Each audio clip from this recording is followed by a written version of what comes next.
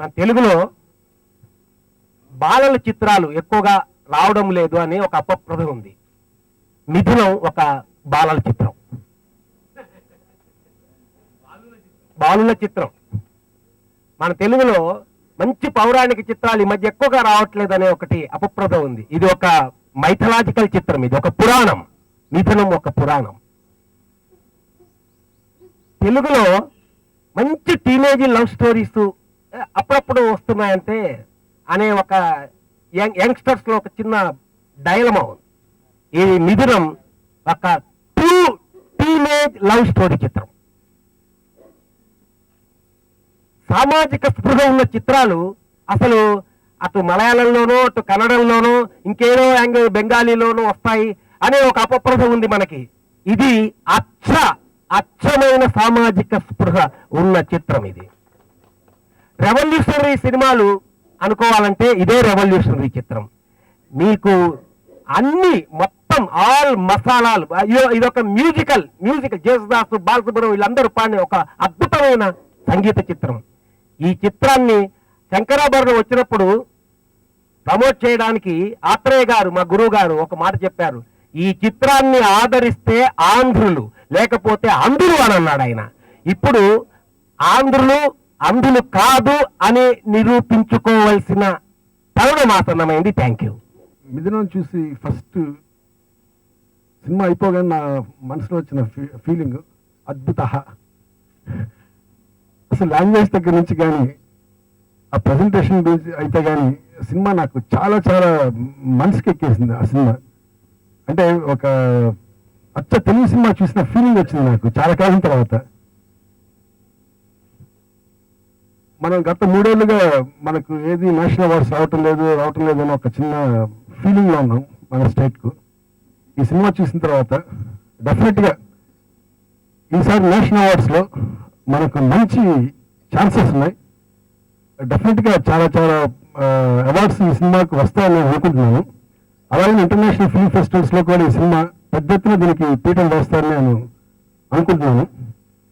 And I wish the team the very best.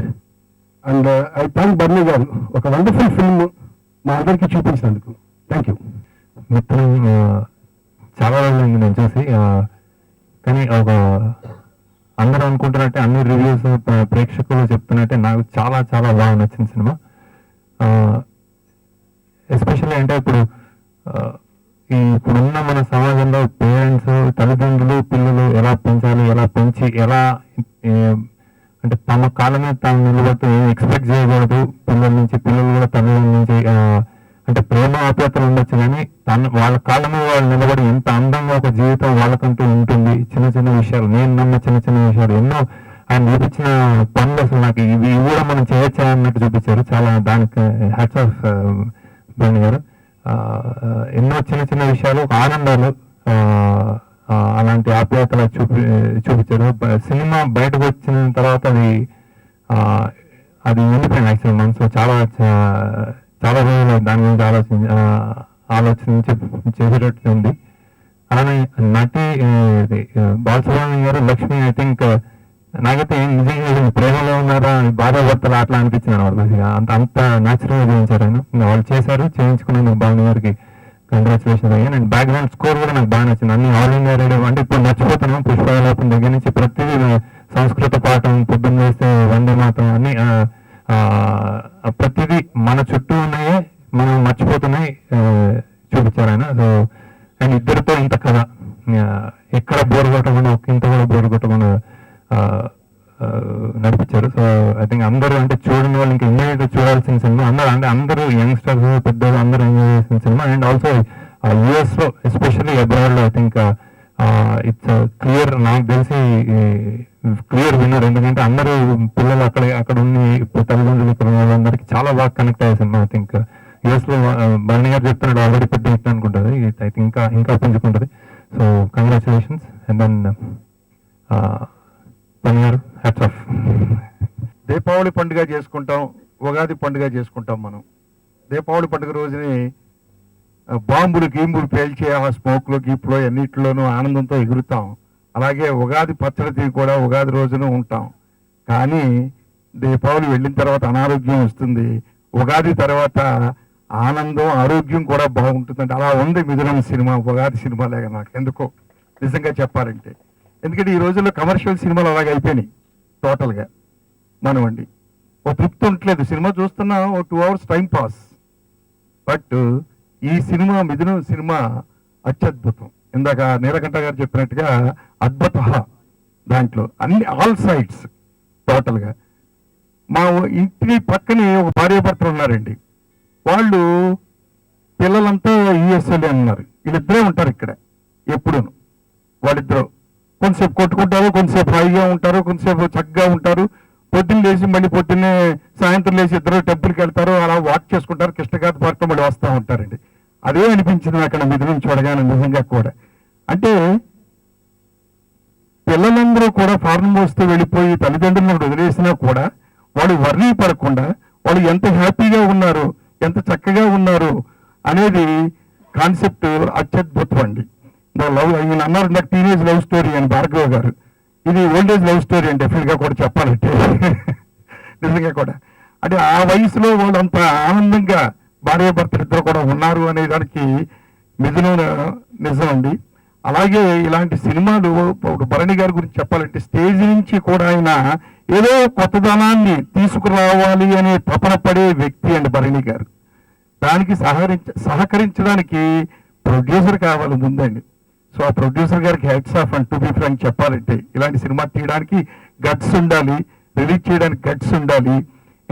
నిజంగా కూడా ఈ సినిమా ఆంధ్రులు డెఫినెట్ గా కూడా చూసి తెరవలసిన సినిమా అని నేను అభిప్రాయపడుతూ, ఇంత మంచి సినిమాని మాకు చూపించినటువంటి భరణి గారికి వారి ప్రొడ్యూసర్ గారికి అభినందనలు తెలియపరచుకుంటూ, కృతజ్ఞతలు తెలియపరచుకుంటూ సెలవు తీసుకుంటాను. Thank you. భారవి గారు చెప్పింది ఒక టీనేజ్ లవ్ స్టోరీ అని చెప్పారు, అద్భుతంగా నేను దాంతో ఏకీపిస్తున్నాను. ఎందుకంటే వృద్ధాప్యం మరో బాల్యం అంటారు. వృద్ధాప్యంలోంచి మళ్ళీ బాల్యంలోకి వచ్చిన ఒక ఇద్దరు ప్రేమికుల కథ. ఒక కిటికీలోంచి మనం రహస్యంగా ఒక జంటను గమనిస్తే వాళ్ళలో ఎన్ని రకాలైనటువంటి అనుభూతులు మనం షేర్ చేసుకోవచ్చు ఈ సినిమాలో తెలిసింది. తెర మీద 2 పాత్రలతోటి 2 గంటల సేపు సినిమాని రక్తికెత్తించడం అంటే మామూలు విషయం కాదు, చాలా గచ్చు ఉండాలి దానికి అలా తీయడానికి. కాకుండా ఆ 2 పాత్రలో నటించినటువంటి బాలు గారు, లక్ష్మి గారు చాలా అద్భుతంగా అంటే ఆల్మోస్ట్ జీవించేశారు. సో ఈ 2 పాత్రని అంత అద్భుతంగా తెరకెక్కించడంలో తెర వెనుక ఉన్నది మరో 2 పాత్రలు. అది దర్శకుడు భరణి, రచయిత భరణి. సో ఈ నలుగురు కలిసి ఒక అద్భుతమైన సినిమాని తయారు చేశారు. వీళ్ళు నలుగురు గురించి మాట్లాడుకున్నప్పుడు ఇంకో 2 గురించి మాట్లాడుకోకపోవడం చాలా తప్పు. అది మిథునం కథ రాసిన శ్రీరమణ గారు. తర్వాత ఈ సినిమాని తీయడానికి ముందుకు వచ్చిన నిర్మాత గారు, ఆయన మనస్ఫూర్తిగా అభినందించాలి. ఇక్కడికి వచ్చి ఆయన కొత్తగా ఇంకో విషయం తెలిసింది, దీనిలో బాలాజీ నాగలింగం గారు కూడా ఉన్నారని. సో వీళ్ళందరూ సమిష్టి కృషి ఇది. ఈ సినిమా పెద్ద అద్భుతమైన విజయం సాధించాలని నేను మనస్ఫూర్తిగా కోరుకుంటున్నాను. ఒక విషయం ఏంటంటే ఈ సినిమా ఎక్కడ ఆడుతుంది మాకు తెలియట్లేదు, ఉషా మైడ్లో ఉంది అని కొంతమంది అంటారు. మనకి చాలా ఇష్టమైన ఫంక్షన్లకి కొన్ని వందల మైళ్ళు వెళ్ళి వెళ్తూ ఉంటాం. ఏదో ఫంక్షన్కి బారసాలకు పిల్లవాడు పుట్టాడని వెళ్తూ ఉంటాం. ఒక మంచి సినిమా కొంచెం దూరంగా ఉంటే వెళ్ళి చూడాల్సిన బాధ్యత మన మీద కూడా ఉందని నేను మనస్ఫూర్తిగా ఫీల్ అవుతున్నాను. Thank you. ముందు ఇలా సినిమా తీయడం అనేది అలా గట్స్తో కూడుకున్న వ్యవహారం అండి. డబ్బులు వస్తాయా పోతాయా పక్కనెట్టి పాడి దెబ్బ ఒక గొప్ప సినిమా తీశాను నేను అనిపించుకోవడానికి తీయడానికి ముందుకొచ్చినటువంటి ముందు నిర్మాతకి హ్యాట్సాప్ చెప్తూ అయ్యా వందనాలు మీకు. అలాగే ఈ సినిమా ఒక 2 క్యాడ్స్తో మొత్తం సినిమా అంతా కూర్చోబెట్టి ఆయన యొక్క అనన్య సామాన్యుడు ప్రతిభ పాఠవాలతో ఒక డైలాగ్ అంటే దృశ్యకావ్యం శ్రావ్యం 2 ఇంపార్టెంట్ అండి. 2 క్యారెక్టర్స్ అంటే శ్రావ్యం కూడా చాలా ఇంపార్టెంట్ ఉండాలి. అలాంటి దాన్ని అనేక మ్యూజికల్ పైన మొత్తం శ్రావ్యం కూడా చాలా ఇంపార్టెంట్ చేసుకొని గొప్ప డైలాగ్స్ రాసి సినిమాని 2 క్యారెక్టర్ గొప్ప రక్తి కట్టించాడు మహానుభావుడు తనికెళ్ళ భరణి గారు. ఆటకథ రాసి ఏమన్నాడు ఆటకథ భరణి మీకు నిజంగా హ్యాట్స్ చెప్పండి. అయితే అర్ధుడు బాలసుబ్రహ్మణ్యం గారు లక్ష్మి గారు అయితే మాట్లాడి గొప్ప యాక్ట్ చేస్తుందండి. బాలసుబ్రహ్మణ్యం గారు ఓకే బాగా చేశాడైనా ఏంటంటే అంత పర్సనాలిటీతో దీని అమ్మఒడి చెట్లు ఎక్కుతాడా మిద్దులు ఎక్కుతాడా మీరు పరిగెడతాడా గిరిగెడతాడు అన్న దాన్ని మొత్తం చేసినందుకు మొత్తం నాకు పాడాబోదు నిజంగా. అయితే బాలసుబ్రహ్మణ్యం క్యారెక్టర్ అక్కడ నాకు స్వాతిమిత్రుల్లో కమలాసంలా కనపడుతున్నాడు, ఒక్కోసారి వేదాంత పండితులు కనపడతాడు, ఒక్కోసారి లైట్ లైట్ కంట్రోటీ ఎక్కడ దేర్ అడ్మిస్డ్ ఇన్ బాలసుబ్రహ్మణ్యం గారి క్యారెక్టర్. బట్ వేరే లక్ష్మి మహాతల్లి హ్యాట్సప్. అన్నిటినీ మించి ఏంటి ఈ సినిమా, ఏంటి దీని గొప్పతనం? రెండే విషయాలు చాలా గొప్ప చెప్పాడు.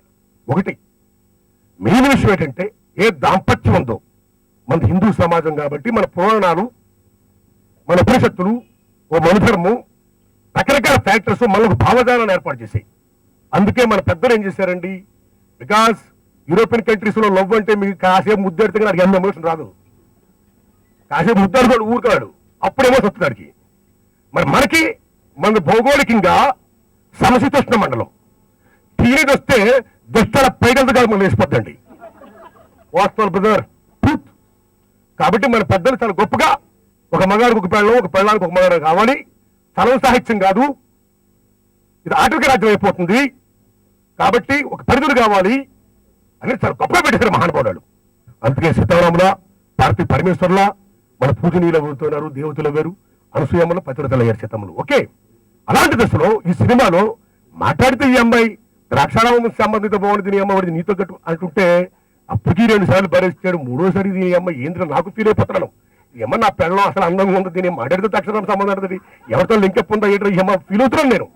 ఆ ఫీలింగ్ ఏమైతే ఉందో క్లైమాక్స్ లో బ్లాక్ స్టేట్ హ్యాట్సప్ వెంకట పాడే గారు చాలా గొప్ప తీస్తారు మీరు అది.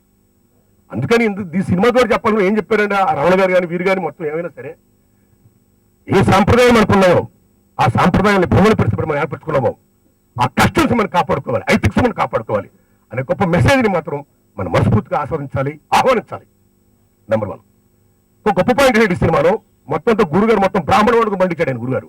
సినిమా అంతా వ్యాపారం పంటే, నేనేం బ్రాహ్మణిగా నేనేం విమర్శించట్లేదు, సారీ బ్రదర్, నేను శూద్రుడు ఆయన వ్యాపారం దాన్ని వాటేడుకున్నాం.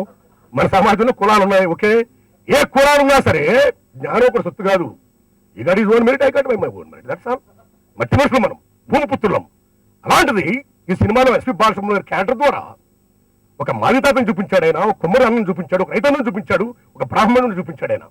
సో మానవత్వంలో మనిషిలో కులాలు లేవు, మతాలు లేవు, మనిషి ఒకరే అని ఏవైతే చూపించాడో ఆ సారాంశానికి సభాముఖంగా నేను తనిఖీలు పడారు మరొకసారి హ్యాట్సాప్ చెప్తున్నా బ్రదర్. దానికోసం చూడాలి మన సినిమా. వీటితో పాటు ఒక విషయం చెప్తే సభాముఖంగా నేను మళ్ళా మా గురువు గారికి దండం పెడుతున్నా.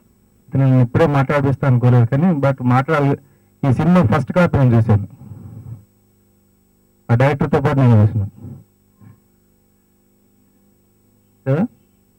సినిమా చూసిన తర్వాత అది 2.5 గంటలు ఉందేమో, ఇంకా తక్కువే ఉంటుంది, కానీ 25 గంటలు ఆ సినిమా గురించి నేను మాట్లాడగలను. ఆ అనుభూతిని ఒక మెసేజ్ ద్వారా భరణి గారికి, భార్య గారికి పంపించాను నేను. అది ఎక్కడ ఉందో దొరకట్లేదు ఇప్పుడు, బట్ అది నేనే ఫీల్ అయ్యా, ఓహో ఇట్లా కూడా నేను మెసేజ్ ఇవ్వగలుగుతానా, ఇంత స్పందించగలుగుతానా ఒక సినిమా చూసిన తర్వాత. అంటే ఒక అందాన్ని చూసినప్పుడు, నిజం కూడా ఒక అద్భుతాన్ని చూసినప్పుడు ఎవరిలోనైనా ఆ చలనము, ఆ స్పందన ఉంటుందని నేను గ్రహించాను ఆ సినిమా చూసిన తర్వాత. కైలాసంలో శివపార్వతుల్ని భూమికి తీసుకొచ్చిన ఘనత మా శివయ్యకి దక్కింది. ఎందుకంటే ఆ సినిమాలో, అది సినిమా కాదు, ఒక జీవితం. ఇప్పుడున్న జనరేషన్ నిజంగా కూడా పెళ్లి చేసుకోవాలనుకుంటున్న వాళ్ళు, పెళ్లి చేసుకున్న వాళ్ళు, పెళ్ళి అయిపోయి ఒక 25 సంవత్సరాలు గడిచిన వాళ్ళు, ఆ సినిమాలో ఉన్న వయసు కలిగిన వాళ్ళు, ప్రతి ఒక్కరు కూడా ఆ సినిమా చూస్తే ప్రతి ఒక్కరు కూడా వాళ్ళని ఐడెంటిఫై చేసుకోగలుగుతారు. పెళ్లి చేసుకోవాలనుకున్న వాళ్ళు ఆ జంటను చూస్తే నిజంగా కూడా పెళ్లి ఇట్లాంటి అమ్మాయితో చేసుకోవాలి, లేకుంటే ఇట్లాంటి అబ్బాయిని చేసుకోవాలనిపించేంత గొప్పగా ఆ జంట ఉంది. పెళ్లి చేసుకున్న వాళ్ళు నిజంగా వాళ్ళ క్యారెక్టర్స్ రిఫ్లెక్ట్ అవుతారు. ఆ చిన్న చిన్న అలకలు, చిన్న చిన్న తగాదాలు, అట్లాగా ఎవడో నన్ను చూసాడు బాగా నచ్చాడని చెబితే ఇల్లు ఆ చిన్న మార్పు అయిపోయింది. పిల్లలు అయిపోయారు, వాళ్ళ పెళ్ళిళ్ళు అయిపోయారు, వాళ్ళ పిల్లలు, మళ్ళీ వీళ్ళకి మనోళ్ళు, వాళ్ళు ఎక్కడ ఉన్నారు, వీళ్ళిద్దరికే పడి ఉంటారు. కానీ అప్పుడు కూడా ఒక చిన్న జలసి, ఒక చిన్న భేదాభిప్రాయం, చిన్న వైరుధ్యం. నిజంగా కూడా 2 క్యారెక్టర్లను తీసుకొని బాలసుబ్రహ్మణ్యం గారిలో, లక్ష్మి గారిలో ఏం అందం ఉందంటే ఆయన చేసే అప్పడాల్లో ఉండే అందం అద్భుతమైంది. ఆమె అందం అప్పడల్లా కనపడతా ఉంటది. నిజంగా కూడా కూరగాయలు ఇంత అందంగా ఉంటాయా? మన రోజు తినేటప్పుడు చూస్తాం, బాగోలేని పక్కన పెట్టేస్తాం కరివేపాకుతో సహా. కానీ కూరగాయలు ఇంత అందంగా ఉంటాయా? అసలు దోశలు ఇంత అందంగా వేయచ్చా? చట్నీ ఇంత అందంగా చేయొచ్చా? అసలు పచ్చళ్ళు ఇంత జాగ్రత్తగా దాచుకొని మరీ దాచుకొని తినొచ్చా? అసలు ఒకటి కాదు, రెండు కాదు, నిజంగా కూడా ఇదొక అద్భుతం. 2 పాత్రలను తీసుకొని ఎక్కడ కూడా బోర్ లేకుండా ఈ సినిమాని ముందు తను కలలు కన్నా స్వప్నించి రాసుకున్న రన్న గారు, ఆ తర్వాత బల్లి గారి చేతుల మీదుగా ఒక దృశ్య కావ్యమై దానికి నిర్మాతగా రిస్క్ ఉందని తెలిసి కూడా ఈ సినిమా నిర్మించడానికి తలపడిన ఆ నిర్మాత గారికి, అట్లాగే కెమెరామెన్ పనితనం కూడా చాలా అద్భుతంగా ఉంది. చాలా అద్భుతం అంటే కొన్ని షాట్స్ అయితే నిజంగా కూడా అబ్బా ఇంత బాగా ఉంటాయా అనిపించింది. అంటే ఆ విజువల్స్ అంటే ఏం లేదు, సినిమాలో కథ లేదు, కథనమే. ఆ విజువల్స్ తోనే కూరగాయలు కట్ చేసే దగ్గర నుంచి, పోపు వేసే దగ్గర నుంచి, వాటిని తీసే దగ్గర నుంచి, ఇస్తరు వేసిన తర్వాత ఇస్తట్లో వడ్డించే చిన్న ఐటమ్స్ కూడా నిజంగా కూడా అబ్బా ఇట్లా తినాలా, ఇట్లా తింటారా అంటే ఒక జీవితాన్ని పరిపూర్ణంగా సంపూర్ణంగా అనుభవించటం ఆ ఇద్దరిని చూడటం జరిగింది. అనుభవించటం అంటే ఇప్పుడున్న ఈ పొల్యూషన్, సౌండ్ పొల్యూషన్ కావచ్చు, సైకాలజికల్ పొల్యూషన్స్ కావచ్చు, భావదారిద్ర్యం కావచ్చు, ఆలోచన విధానంలో పొల్యూషన్ కావచ్చు, ఇన్ని రకాల పొల్యూషన్స్ మధ్యలో ఒక స్వర్గాన్ని సృష్టించి ఆ స్వర్గంలో ఒక జంటని చూపించి ఏ విధమైన పొల్యూషన్ వాళ్ళకి తాకకుండా, అసలు ఈ ప్రపంచంతో సంబంధం లే ఆ ఇద్దరికి ప్రపంచంలో సంబంధం లేదు. భార్యకి చెప్పులు కావాలంటే ఆ పాదాలకు సైజులు చూసి చెప్పులు కుట్టే ఒక భర్తకు ఏది ఇష్టమో అది చేసి పెట్టే ఒక భార్య, వాళ్ళ యొక్క మానసిక బంధం, శారీరక అలవాట్లు, వాళ్ళ యొక్క ప్రేమ, అపారమైన ప్రేమ, ఒక అపారమైన అనుబంధం, ఇవన్నీ కూడా చెప్పుకుంటూ పోతే చాలాసేపు మాట్లాడచ్చు. క్యారెక్టర్స్ విషయంలో కానీ, డైరెక్టర్ పనితనం విషయంలో కానీ, సంగీత పరంగా కూడా వీణాపాణి గారు చాలా అద్భుతమైన సంగీతం చేశాడు. ఈ సంగీత పరంగా కూడా చాలా అద్భుతాలు ఉన్నాయి. అయితే ఇంత అద్భుతాలు ఉన్నాయి కానీ ఈ అద్భుతాన్ని ప్రజల దగ్గర చేల్చాల్సిన బాధ్యత ఈరోజు గురువు గారు తీసుకున్నారు. కాబట్టి మీడియా అందరూ కూడా దయచేసి నారాయణమూర్తి గారు చెప్పినట్టు ఒక 5-6 బారి ఆ సినిమాల మీద రథని, ఇంకా తెలుగు సినిమా అంటే ఇదే, ఇంత దరిద్రమే తెలుగు సినిమా అంటే అనిపించకుండా, ఇంత అద్భుతమైన సినిమాలు కూడా, తెలుగు సినిమా ఖ్యాతిని పెంచే సినిమాలు కూడా తెలుగులో నిర్మించబడుతున్నాయి, తెలుగులో దర్శకత్వం వహించబడుతున్నాయి, తెలుగు ప్రేక్షకుల కోసం ముందుకు వస్తున్నాయని చెప్పే బాధ్యతని మీడియా దయచేసి తీసుకుంటే నిజంగా ఇలాంటి సినిమాలు, ఎందుకంటే ప్రతి జాతీయ అవార్డులు ప్రకటించినప్పుడు లేకపోతే ఇంకే అవార్డులు ప్రకటించినప్పుడు మన తెలుగు సినిమాకి ఆ గౌరవం దక్కట్లేదు, మన తెలుగు సినిమాలు లేవా అని గొంతు దించుకునే వాళ్ళందరికీ కూడా నా మనవి ఏంటంటే ఇది రేపు జాతీయ స్థాయిలో గొప్ప అనుభూతిని, గొప్ప అవార్డ్స్ ని, గొప్ప ప్రశంసల్ని పొందబోతుంది. అంటే ఇంతమంది పెద్దలు ఈ సినిమాను ప్రశంసించుతుంటే రియల్లీ అంటే నాకు భరణి గారు ఒక 10 నిమిషాలు మాత్రమే కథ చెప్పారు. 10 నిమిషాలు ఆయన చెప్పిన వెంటనే నాకు తెలుస్తున్నాను, నేను ఏడుస్తున్నానని, కళ్ళ నీళ్ళు వస్తున్నాయని నాకు తెలుస్తుంది, ఆపుకోవాలనుకుంటున్నాను, but still I was crying. Really ఈ కథ నేను ఎప్పుడో ఇలాంటి కథ సినిమా అంటూ తీస్తే ఇలాంటి కథతో ఏదో తీయాలి, ఇంత మంచి సినిమాతో ఈ ప్రపంచంలోకి అడుగు పెట్టాలనే అభిలాషని, జస్ట్ ఆ అవకాశాన్ని కూడా భగవంతుడు నాకు ఇచ్చినందుకు రియల్లీ చాలా ఆనందంగా ఉంది. అయితే చాలా సందర్భాల్లో చాలా మందికి ఈ విషయం చెప్పాను, ఈ పెద్దల సమక్షంలో కూడా ఒక మాట చెప్తున్నాను. కమర్షియల్ గా ఆడుతుందా ఆడదా అనే రిస్క్ తీసుకున్నారు నిర్మాత గారు అని మన బ్రదర్ చెప్పారు. నేను రిస్క్ తీసుకోలేదండి. కమర్షియల్ గా ఆడకపోయినా నాకు అసంతృప్తి లేదండి. ఎందుకు అంటే భరణి గారికి ఈ కథ చెప్పినప్పుడు ఎంత బడ్జెట్ అవుతుంది అని అన్నారు. అంటే దగ్గరగా ఒక ₹1,00,00,000 వరకు అవచ్చండి. అప్పుడే మా అమ్మాయి పెళ్లి చేశాను నేను. జస్ట్ 1 month బ్యాక్ చేశాను పెళ్లి. అమ్మాయి పెళ్లి చేసిన తర్వాత అమ్మాయి పెళ్లి కూడా అంతకంటే ఎక్కువ ఖర్చు పెట్టాను. ఎస్, అమ్మాయి పెళ్లిని ఈ బడ్జెట్ కూడా కలుపుకుంటాను. ఇలాగే ఫీల్ అయ్యా. ఆయన కూడా అదే చెప్పాను నేను. అమ్మాయి పెళ్లి చేస్తే ఏం ఆశిస్తామండి? అమ్మాయి బాగుండాలి, చక్కని సంతానాన్ని కనాలి, భార్యాభర్తలు ఇద్దరూ హ్యాపీగా ఉండాలి. అంతేగాని అమ్మాయి అయితే నాకు ఇది తిరిగి డబ్బులు ఇవ్వాలని ఆశించదు కదా. అదే తృప్తితో ఈ రోజు కూడా ఉన్నానండి. ఎస్, అది మీరు ఎవరైనా రిస్క్ తీసుకున్నారనుకోండి, ఏమనుకోండి, బట్ ఆ తృప్తి మాత్రం నాకు పూర్తిగా దక్కిందని ఈ సభాముఖంగా పెద్దలందరికీ విన్నవించుకుంటున్నాను. ఒక ప్రయత్నం, ఎవరు సాహసించిన ప్రయత్నం.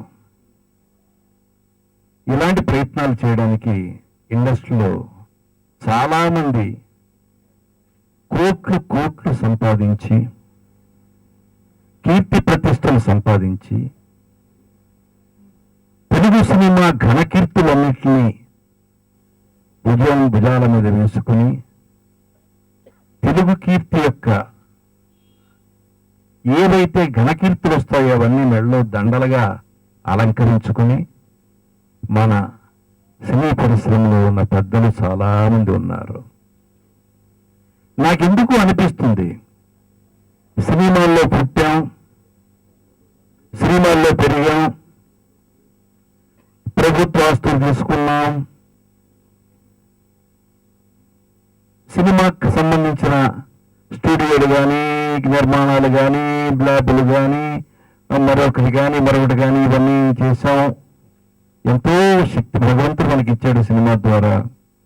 కానీ మన తెలుగు జాతి, తెలుగు సినిమా గర్వపడేలా అంతర్జాతీయంగా కన్నా జాతీయ స్థాయిలో ఒక సినిమా తీద్దామనే ఆలోచన వీళ్ళలో ఎవరికి ఎందుకు రావట్లేదని బాధ నాకు చాలాసార్లు అనిపించింది. ముందు నేను ప్రశ్నించుకుంటా, నేను చేశాను, ఆ కీర్తి దక్కించుకున్నాను, కాబట్టి నా మీద అపవాదం వేయడానికి లేదు. ఈ రోజున తెలుగులో చేసిన ప్రయత్నాలు, ఎక్స్పెరిమెంట్స్ ఏమిటి అని అడిగితే చాలా మంది చెప్పలేని స్థితిలో ఉన్నారు. ఎంతసేపు మనం ప్రస్తుతం జరుగుతున్న ఏదైతే వీడియో టీవీల్లో జనం చూస్తారో అలాంటి సినిమాలు, అలాంటి హీరోలు, అలాంటి వాళ్ళకు సంబంధించింది తప్పితే తెలుగు సినిమా జీవితాన్ని మనం ఆవిష్కరించడం లేదు. నీడ అనే సినిమా ఎవరికైనా ఒక్కరికైనా గుర్తుందా? అది పాటలు లేకుండా, మాటలు ఒక పేజీ మాటలతో మాత్రమే 10 రోజుల్లో నిర్మించబడి అది అంతర్జాతీయ స్థాయిలో ఇంటర్నేషనల్ ఫిలిం ఫెస్టివల్కి వెళ్ళిందనే విషయం ఎంతమందికి ఇప్పుడున్న వాళ్ళకి తెలుసు. ఓ మనిషి తిరిగి చూడనే ఒక చిత్రం కేవలం నిజ జీవితాన్ని అర్థం పడుతూ తీసిన సినిమా, ఆ సినిమా అంతర్జాతీయ స్థాయిలో గుర్తింపు పొందింది అనేది ఎంతమందికి తెలుసు? ఎందుకంటే ప్రచారాలు తక్కువ, ప్రచారాల కోసం పాకులాడడం అనేది నాకు మొదటి నుంచి అలవాట్లేదు. అలాగే చాలా మంది చాలా మంచి సినిమాలు తీశారు, మన తెలుగులో తీయలేదు అనడానికి లేదు, చాలా మంచి తీశారు. కానీ ఎందుకు ఇప్పుడు తీయలేకపోతున్నారు అంటే దానికి ఆదరణ లేదు, గుర్తింపు లేదు, లేకపోగా వేళాకోళం, ఎగతాళి కొత్తగా ప్రారంభమైనవి. ఆ సినిమా ఏంటది, సరే ఓకే అది వేస్తున్నారా, సరే రేపు తీసేస్తారు, అది నెక్స్ట్ ఏంటండి, ఇలాంటి ఒక ఎగతాళి. ఇలాంటి పరిస్థితుల్లో ఈ రోజున కమర్షియల్గా ఎవరు ముందు ఎన్ని థియేటర్లు విడుదల చేస్తే మన సినిమా ఎంత కలెక్షన్ వస్తుంది అని రేసులో పరిగెడుతున్న పరిస్థితుల్లో ఒక సినిమా తీయాలి, 2 ఆర్టిస్టులు పెట్టుకు తీయాలి అని ఒక ఆలోచన భరణికి రావడం, అది శ్రీరామ్ కథ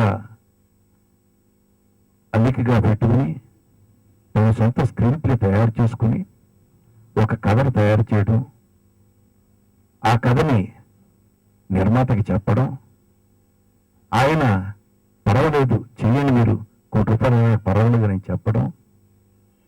ఎంతమంది ₹1,00,00,000 పర్వాలేదు మీరు చేయండి అనేవాళ్ళు మనకి బయట నుంచి దొరుకుతారు. ఆ ప్రయత్నం మిథునం ఎంత చక్కని పేరుతో స్టార్ట్ చేశాడు.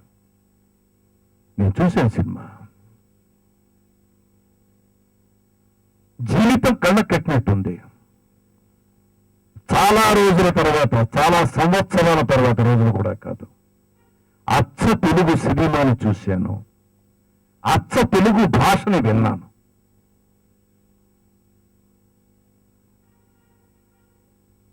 కాలుష్యం లేని భాషని విన్నాను.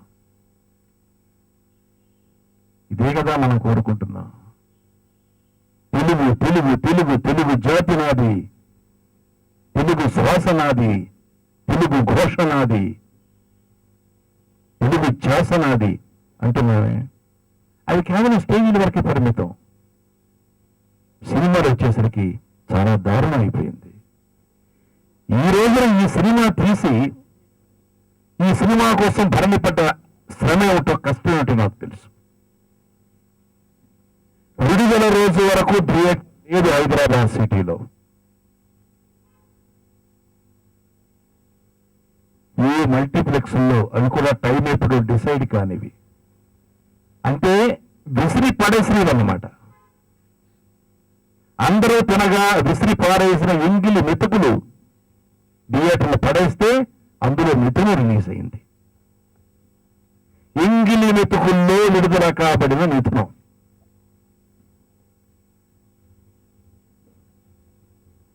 నేను ఎప్పుడో చెప్పాను 5 సంవత్సరాల క్రితం, కొందరి కబంధ ఆస్థాల్లో ఇండస్ట్రీ వెళ్ళిపోతుంది అని, జాగ్రత్త పడండి అని. ఎవరు పట్టించుకోలేదు. ఒక్కడ మాట్లాడితే విమర్శ అవుతుంది. నేను సదుద్దేశంతో చేస్తున్నానో, పరిశ్రమ కోసం చేస్తున్నానో, నా కోసం చేస్తున్నానో ఆలోచించడం అనేది ఉండదు.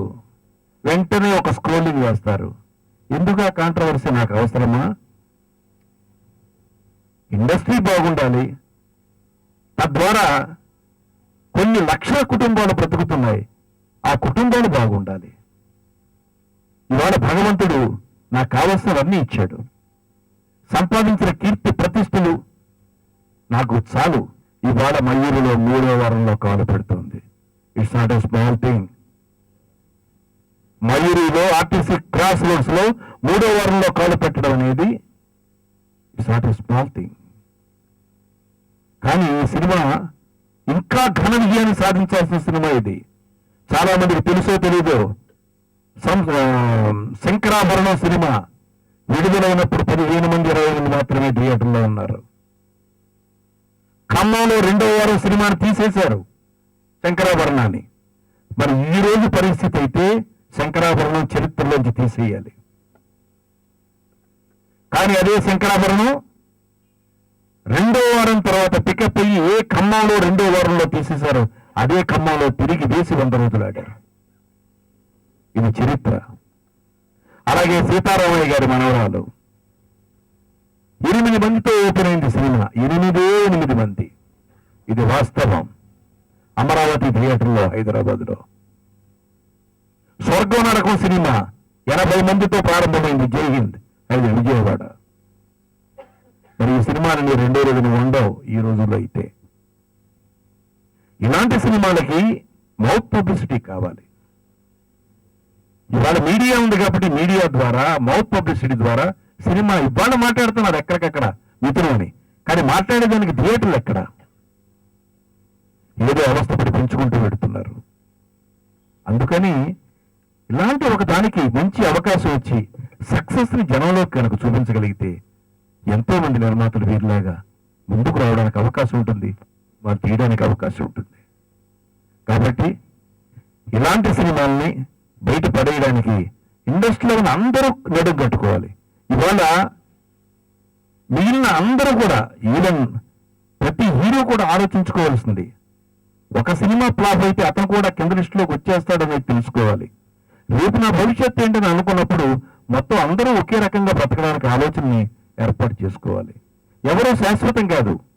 ఈ రోజు నెంబర్ 1, రేపు ఏమిటో తెలీదు. నెంబరింగ్ అనేది it's a game with success. అందువల్ల దీన్ని అర్థం చేసుకోవాలి. ఇక నిజమైన సినిమా నిర్మాణానికి కథా వస్తువుకి వస్తే ఒక నిజమైన జీవితం ఆ సినిమా. ఒక జీవితాన్ని డిపిక్ట్ చేశాడు. చూస్తున్నంతసేపు నాకు ఫస్ట్ టైటిల్స్ దగ్గర నుంచి ఇది ఒక దృశ్య కావ్యం అనిపించింది. బాలు, లక్ష్మి. లక్ష్మి ఎంత వెటర్న్ ఆర్టిస్టో మనకు తెలుసు. అలాగే బాలు కూడా చక్కగా పనిచేయడు ఈ సినిమాలో. అందులోనూ ఎంత బుద్ధిగా ఉన్నాడు, గుమ్మరగానే ఉన్నాడు. అసలు ఓ చిన్న చేష్టలు, ఆ వయసులో చేయాల్సిన చేష్టలు ఎంత బాగా నచ్చేసాడో నాకు చెప్పలేను. ఆ భాష, లక్ష్మి ఎంత భాష, రెండే పాత్రలు నిజంగా అరగడ చూసిన తర్వాత బోరు కొట్టేయాలి సినిమా. చిన్న చిన్న సీన్లు, కాంపాక్ట్ సీన్స్, ఒక సీన్కి కనెక్టివిటీ ఉండదు. కానీ అది ఇన్సిడెంట్స్. దాంట్లో ఏం పెట్టుకున్నాడు రచయిత, దర్శకుడు? నవరసాలు పెట్టుకున్నాడు. ఓ సీన్లో కోపం ఉంటుంది, ఓ సీన్లో లాస్యం ఉంటుంది, ఓ సినిమాలో హాస్యం ఉంటుంది, ఓ సినిమాలో అనుకుంటుంది, ఓ సినిమాలో ప్రేమ, ఓ సీన్లో ప్రేమ ఉంటుంది. ఇలా నవరసాలని అలా పొందుపరుచుకుంటూ మధ్యలో అలా చెప్పుకుంటూ ఒక చక్కని కథ నాకు లాస్ట్ క్లైమాక్స్కి వచ్చేసరికి పెట్టుకున్నాడు. నిజంగా ఇవాళ మనం చూస్తున్నాం ఎంతమంది తల్లిదండ్రులు ఇవాళ బిడ్డలను ఎక్కడో దూరంగా పెట్టి వాళ్ళు డిప్రెస్ అయిపోయారు. ఇది డిప్రెషన్ కాదు, అప్రిసియేషన్. ఇందులో బాగా నచ్చిన పాయింట్ ఏంటంటే, నేను బహుదూర్ పాఠశాలలో ఒక డైలాగ్ రాశాను. సినిమాలో నాయకుడు చెప్తాడు, బిడ్డలు విడిచిపెట్టి వెళ్ళిపోతే అక్కడ చూశారండి వాళ్ళు వెళ్ళిపోతున్నారు, మన విలేజ్ వెళ్ళిపోతున్నారండి, మనం ఎలా బతుకుతామండి? పిచ్చిదానా? ఆవు దూడన కంటుంది, అది ఎదిగేటంత వరకు పాలిస్తుంది. అది ఎదిగిన తర్వాత తిరిగి అది తనకు పాలు ఇవ్వాలని ఎప్పుడైనా కోరుకుందా?